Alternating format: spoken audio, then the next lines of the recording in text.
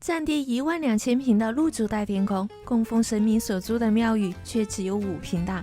没有听错，如此之大的差距，是因为其余的11995平全部拿来建游乐园了。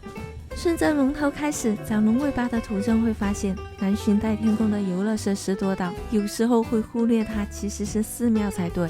旋转转转椅、3人跷跷板、惊险铁链桥、半空绳索桥，还有人猿泰山。